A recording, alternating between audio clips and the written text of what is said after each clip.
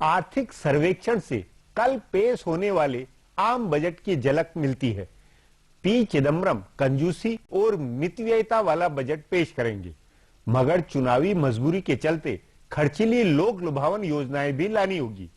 एक हाथ से खर्चे कम करेंगे तो दूसरे हाथ से लुटाएंगे।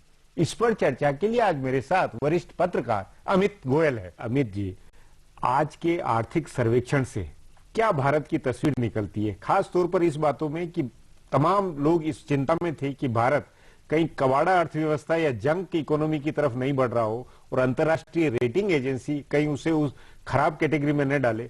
ये उसको लेकर इस सर्वेक्षण से क्या नतीजे निकलते हैं? सर्वेक्षण से सबसे बड़ा नतीजा जो निकलता है कि आपका फिस्कल डेफिसिट जो है वो 5.1% है जी।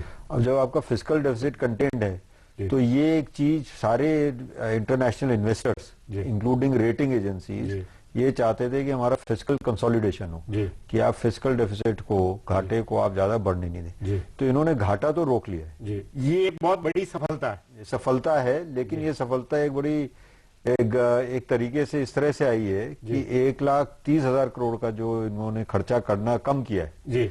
एक होता है भाई डेफिसिट क्या है, आपका रेवेन्यू है, एक्सपेंडिचर है। रेवेन्यू आपका गिरा है, जो टैक्स कलेक्शन है वो गिरे है, लेकिन खर्चा आपने बहुत ज्यादा गिरा दिया। तो ये चीज लॉन्ग रन में अच्छी नहीं है। एक आध साल आपने किया है तो ठीक है कि किसी तरह रोक लिया नहीं, लेकिन वो खर्चा घटा तो वो फिजूल खर्ची घटी है या योजनागत खर्चा कम हुआ, मंत्रालयों का खर्चा कम हुआ, क्या आखिर उस खर्चा अगर फिजूल खर्ची घटी तो पॉजिटिव है? खर्ची इतनी आप कम नहीं कर सकते। ये तो जो ग्रोथ वाला खर्चा था, स्टेट्स के जो एलोकेशंस थे, जो ये मतलब योजनागत जो खर्च, योजनागत जो सैंक्शन था पिछले बजट में कि हम ये खर्चा करेंगे, वो खर्चा इन्होंने कम किया है। मतलब पिछले साल जो तालियां बजवाई थी उसमें कटौती हुई है और ये पता नहीं पड़ा कहीं। तालियां इन्होंने बटोरी, लेकिन उन स्कीम्स को इन्होंने उसमें पैसा नहीं दिया। आपने स्कीम तो अनाउंस कर दी और स्कीम में अनाउंस कर दिया हम 20,000 करोड़ देंगे, लेकिन दिया आपने 10,000 करोड़।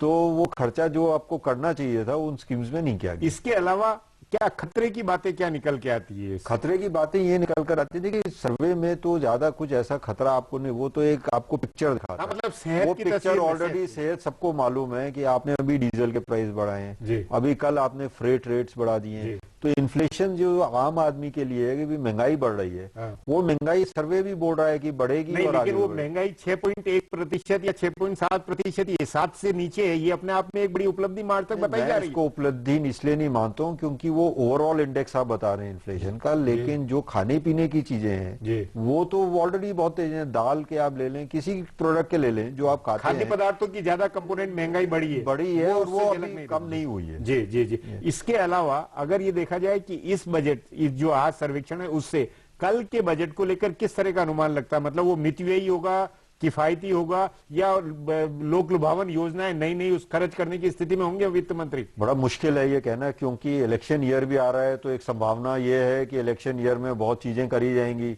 और दूसरा जो आज के हिसाब से देखें, सिर्फ जिसको पॉलिटिक्स को आप निकाल दें तो उससे तो ये लगता है कि ये फिस्कल डेफिसिट की तरफ ज्यादा ध्यान दिया जाएगा, और वो ध्यान देने का इन्होंने बड़ा आसान तरीका लिया है कि खर्चा कम कर दें। जी नहीं, लेकिन सर्वेक्षण में ये भी कहा गया है कि ज्यादा सुधारों की जरूरत है, उस पर अमल जरूरी है, और साथ ही निवेश बढ़ाने के लिए भले ब्याज दर घटाई जाए, ये सुझाव भी दिए गए कि भाई इसमें तत्काल गंभीरता से काम हो, नहीं तो मामला बहुत गड़बड़ा जाएगा। लेकिन निवेश बढ़ाने इसमें बजट का कोई लेना देना नहीं। वो तो निवेश बढ़ेगा तो रेवेन्यू बढ़ेगा, तब बजट आता है।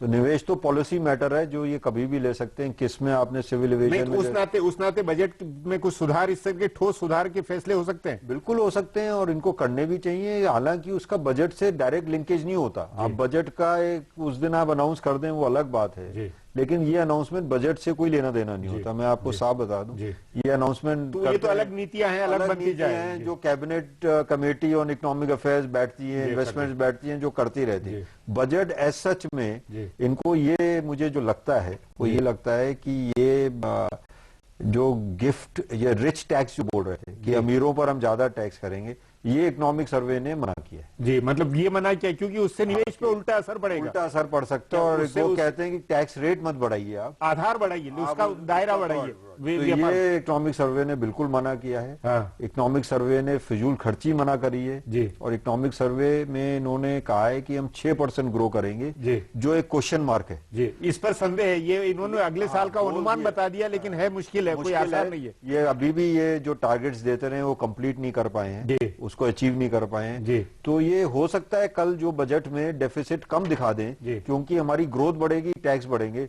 लेकिन वो पूरा शायद ना कर पाए। जी अमित जी, बातचीत को यहीं समाप्त करेंगे। प्रोग्राम में आने के लिए बहुत बहुत धन्यवाद। हमारा प्रोग्राम अब यहीं खत्म होता है, मुझे इजाजत दीजिए, कल फिर मिलेंगे इसी चैनल पर इसी समय।